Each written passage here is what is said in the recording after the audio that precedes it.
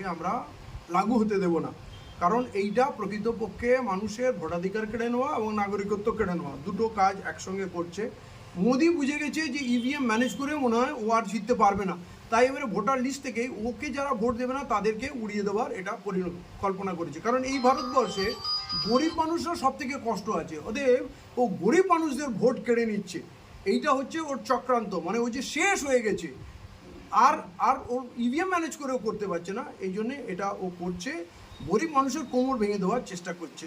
এর বিরুদ্ধে ব্যাপক লড়াই হবে এবং খোলাখুলি সামনাসামনি লড়াই হবে আজাদ সমাজ পার্টির সঙ্গে নরেন্দ্র মোদী।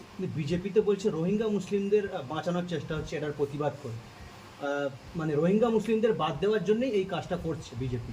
আচ্ছা, রোহিঙ্গা মুসলিমরা কি ভোট দেয়? ভোটার লিস্টে কি রোহিঙ্গা মুসলিমদের নাম আছে যে তাদেরকে বাদ দিতে হবে? তাহলে নরেন্দ্র মোদীকে বলতে হবে যে কি আবার স্কুলে পড়াশোনা করে এসো, তুমি যে কি সব মাস্টার ডিগ্রি ফিগ্রি নিয়েছিলে, কোত্থেকে কিনে এনেছিল, এটা যে জালি, তাই এরকম মূর্খের মতো কথা বলতে পারে।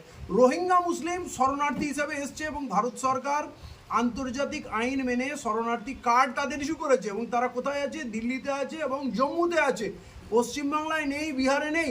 তাহলে এখানে ভোটার লিস্ট থেকে রোহিঙ্গাদের নাম কি করে বাতিল যাবে? যারা মূর্খ হবে তারা এই ধরনের ফালতু কথা বলবে।